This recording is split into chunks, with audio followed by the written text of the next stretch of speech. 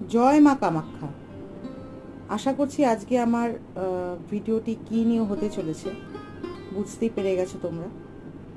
এই বছর অম্বুবাচী মানে 2025-এ অম্বুবাচী কবে পড়ছে, অম্বুবাচী আমরা কেন করি, অম্বুবাচীর দিন কি কি পালন করতে হয় আর কি কি পালন করতে নেই, অম্বুবাচী শব্দের অর্থ, অম্বুবাচী মেলা কেন পালন করা হয়, অম্বুবাচী কারা পালন করেন, অম্বুবাচীতে কি আমিষ খাওয়া উচিত, আর অম্বুবাচীতে কি পূজা করা হয়। তো এই সমস্তটা নিয়ে আজকের ভিডিওটা, তোমরা সঙ্গে থাকো, দেখতে থাকো, আর যারা যারা দেখছো না তারা শুনে নাও। Welcome back to my channel Madhumita Dham এন্টারটেনমেন্টের সবাইকে স্বাগত। আশা করছি তোমরা সবাই খুব ভালো আছো। তো চলো আজকে ভিডিওটা শুরু করছি। অম্বুবাচী ব্রত যারা পালন করেন এবং যারা পালন করেন না তাদের জন্য আহার বিধি নিয়ে কিছু নিয়ম আছে। সেগুলির মধ্যে অন্যতম হলো আমদুধ খাওয়া। আসছে আষাঢ় মাসের অন্যতম বড় পার্বণ অম্বুবাচী। কৃষি প্রধান দেশে এই পার্বণ উর্বরতার প্রতীক। কামাখ্যা মন্দিরে উদযাপিত হয় এই পার্বণ। যারা এই পার্বণ পালন করতে পারেন তাদের একাধিক আচার আচরণ পালন করেন। এবছর অম্বুবাচী প্রবৃত্তি বা ব্রত শুরুর সময় হলো 22শে জুন রবিবার 2:57 ব্রতের নিবৃত্তি বা সমাপন হবে বুধবার 25শে জুন রাত 3:21। অম্বুবাচী ব্রত যারা পালন করেন এবং যারা পালন করেন না তাদের জন্য আহার বিধি নিয়ে কিছু নিয়ম আছে। সেইগুলির মধ্যে অন্যতম আম দুধ খাওয়া। বলেছেন জ্যোতিষ বিশারদ তথা শাস্ত্রবিদ চক্রপাণি ভাট। অনেক বাড়িতে এই কদিনের মধ্যে প্রবৃত্তি ও নিপ্রবৃত্তির দিন বাদ দিয়ে যে কোনো একদিন আমদুধ খাওয়া হয়। আবার কিছু পরিবারে ব্রত নিবৃত্তির পর এটা গ্রহণ করা হয়, নিবেদন করা হয় আরাধ্য দেবতাকেও। মনে করা হয় এই রীতি পালন করলে সংসারে সুখ শান্তি বজায় থাকে, পূর্ণ হয় মনোবাঞ্ছা। কেন আমদুধ খাওয়ার রীতি প্রচলিত হয় এই সময়? মনে করা হয় একদিকে শরীর শীতল রাখা এবং অন্যদিকে আমদুধের পুষ্টিগুণ যাতে ব্রতীরা পালন করেন সেই কারণে সেই আমদুধ গ্রহণ করা হয়। যেসব বাড়িতে মা মনসার পুজো প্রচলিত তারা বিশ্বাস করেন যে এই বর্ষার সময় আমদুধ গ্রহণ করলে সর্পদেবীর আশীর্বাদ লাভ করা যায়। অম্বুবাচী চলাকালীন আমদুধ গ্রহণ করা নিয়ে যে রীতি যে পরিবারে বা যে বংশে প্রচলিত সেটাই গ্রহণ করা উচিত বলে মনে করা হয়। অম্বুবাচী কবে শুরু হবে? অম্বুবাচী হিন্দু ধর্মের বাৎসরিক উৎসব। লোকবিশ্বাস অনুসারে আষাঢ় মাসের 7 তারিখে মৃগশিরা নক্ষত্রের 3টি পথ শেষ হলে পৃথিবী বা ধরিত্রী মা রজস্বলা হন। সেই সময়টিতে অম্বুবাচী পালন করা হয়। অম্বুবাচী শব্দের অর্থ কি? অম্বুবাচী শব্দের অর্থ হলো জল দিয়ে কথা বলা বা বৃষ্টির আগমন। এটি একটি সংস্কৃত শব্দ যা অম্বু অর্থ জল এবং বাচী অর্থ কথা বা বৃদ্ধি। দুটি শব্দকে গঠিত করে এই অম্বুবাচী শব্দটি ব্যবহার করা হয়। বিশেষত আসামের কামাখ্যা দেবীর মন্দিরে প্রতি বছর অনুষ্ঠিত অম্বুবাচী মেলা উপলক্ষে। এই মেলাটি আসলে দেবী কামাখ্যার বার্ষিক ঋতুস্রাব উদযাপন। বিশ্বাস করা হয় এই সময় দেবী ঋতুমতী হন এবং তাই এই সময়কালে মন্দিরের দরজা বন্ধ রাখা হয়।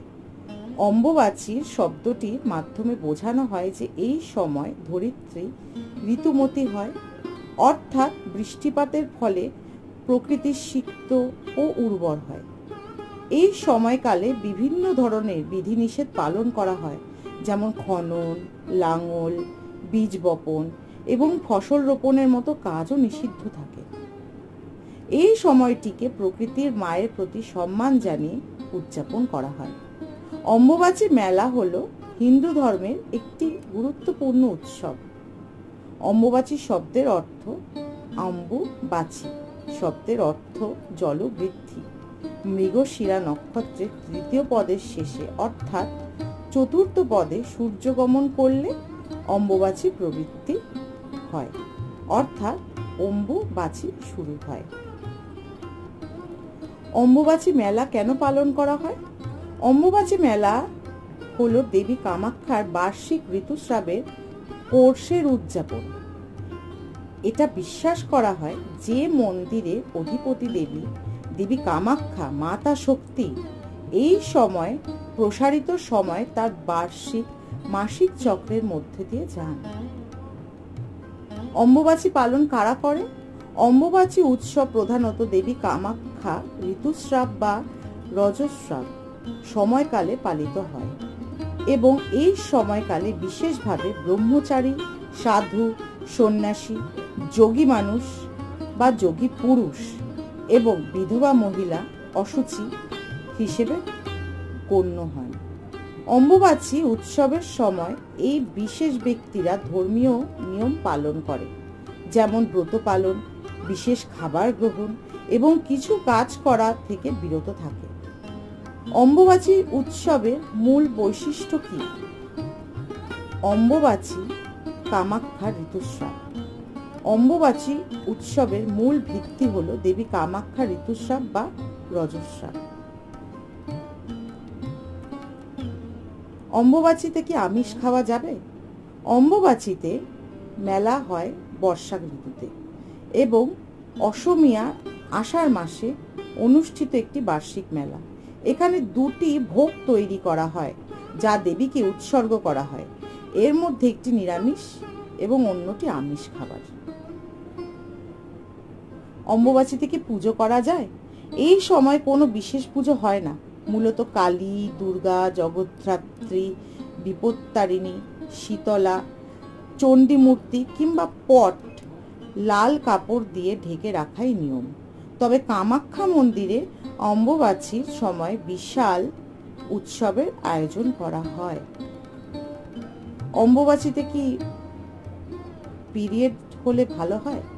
মূর্তির পরিবর্তে এটি একটি যোনি অথবা গর্ভ পূজা করে, যা দেখায় যে একজন নারী দেহ জীবনের উৎস, অপবিত্রতা নয়।